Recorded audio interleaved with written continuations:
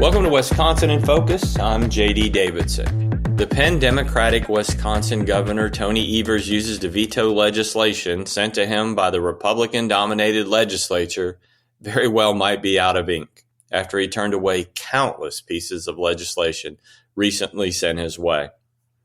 Joining us today is Ben Yount, Wisconsin contributor for the Center Square. Ben, how many vetoes did Evers issue, and what were some of the key pieces that were denied? Well, Governor Evers vetoed almost anything he could get his hands on. Without being hyperbolic, without being punny, it was a very bad Friday for members of the Wisconsin legislature. Maybe we should have talked about what he actually signed. Yeah, well, it would have been easier. There were 16 new laws that he signed. Many of them just made some technical changes. But this is a governor who slashed out a tax cut for retirees here in the state, as well as a plan that would have set a specific wolf hunt number. He vetoed the child tax care credit.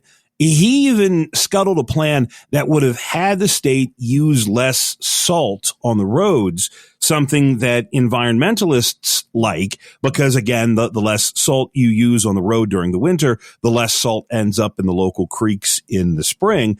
This governor is a friend of the environment and has said clean water is one of his major policy points, but he vetoed that. So this was a thorough and complete scrubbing of the Republican agenda. Now, again, this is not surprising. I mean, this is what divided government looks like. I think I should get out my tambourine from the old protest days. This is what democracy looks like.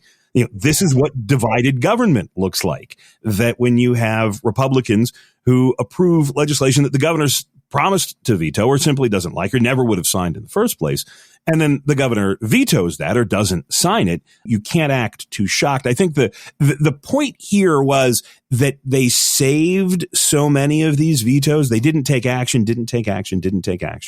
And then Friday afternoon on Good Friday, heading into not only Easter weekend, but a weekend when there was NCAA basketball on, all of a sudden this governor just guts these plans. And well, here you go. I know I'm kind of asking you to analyze things a little bit, but help me through this some. Is this pure politics, or were there specific things in this legislation that the governor just didn't agree with? I would say that it is political in that the reason the governor didn't agree with the specifics of the legislation is because he doesn't agree with the policy.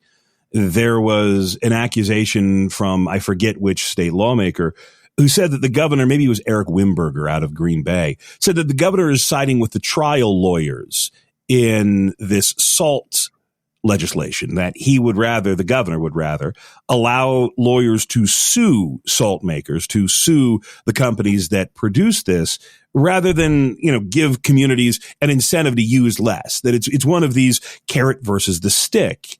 When it comes to the tax increases, Governor Evers has said he promised that he was going to sign middle-class tax cuts, but every time the Republican legislature has put a tax cut on his desk, he said, well, this is a tax cut for billionaires. This is a tax cut for millionaires. This is not a tax cut for the middle class. And so when he was presented with this tax cut for retirees, which essentially would make retirement tax-free in the state, he turned it down. The child care credit is another one. The governor has pushed for a different solution to childcare. He wants to pay childcare providers more money.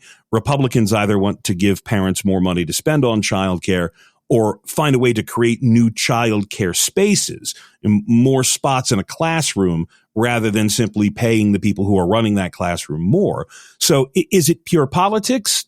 Yes. Are there things in these pieces of legislation that the governor doesn't like? Yes, but he doesn't like them largely because of politics. And again, this is a pattern of this governor. This is how he has led for 6 years now, that as opposed to working with the legislature, as opposed to saying, all right, let's do something about childcare. I want this.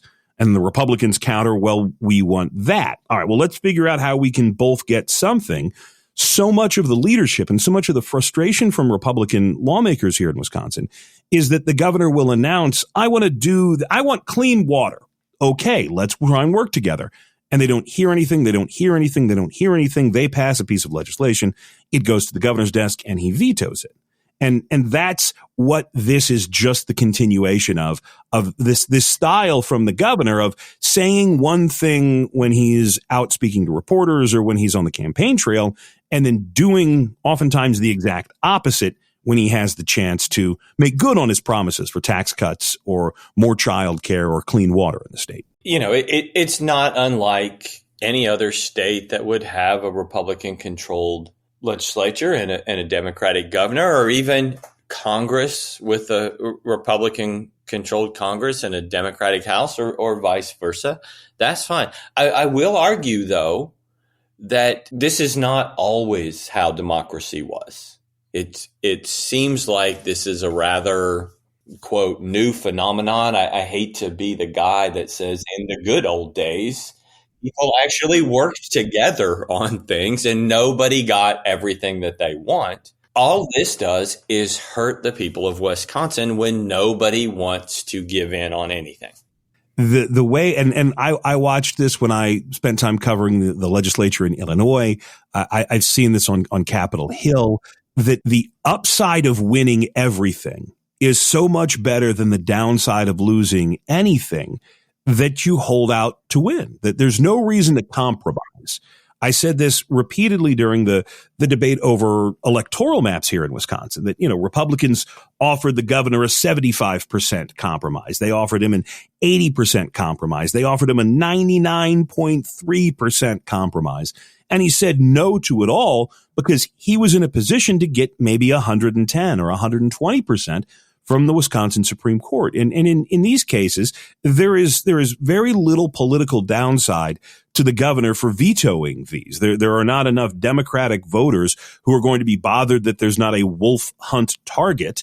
So he's not going to lose any votes. And in fact, the environmentalists are going to cheer him for that. And so a lot of this is, the governor doesn't see the need to compromise with Republicans. And Republicans have largely played a strategy of, okay, well, if you don't want to compromise with us, then we're not going to compromise with you. And here we are with 40 vetoes on Good Friday. And unfortunately, I think that this will continue until the next round of elections, at least. Ben, thanks for joining us today.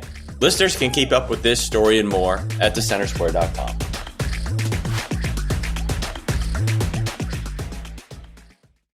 He ran for state office and was beaten. Started a business and failed. Ran for Congress and lost.